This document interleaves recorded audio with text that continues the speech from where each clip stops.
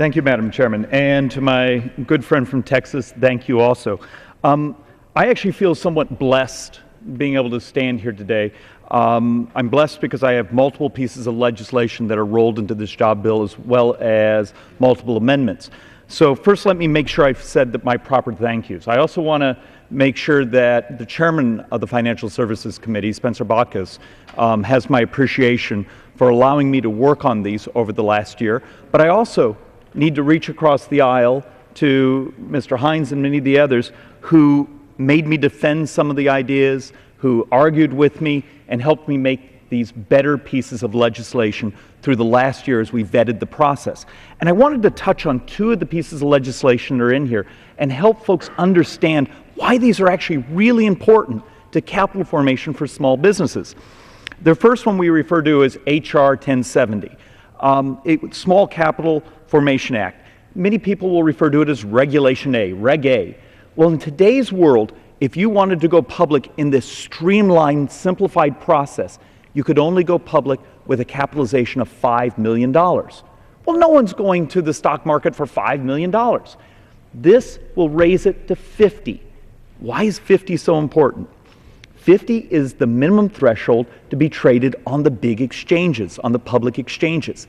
This allows an organization to find a path, a less expensive path, to become publicly traded and be publicly traded on those exchanges where it can be viewed and vetted and hopefully grow jobs. The second bill I have in here that I'm very proud of is one that we realize that capital formation is changing in the world.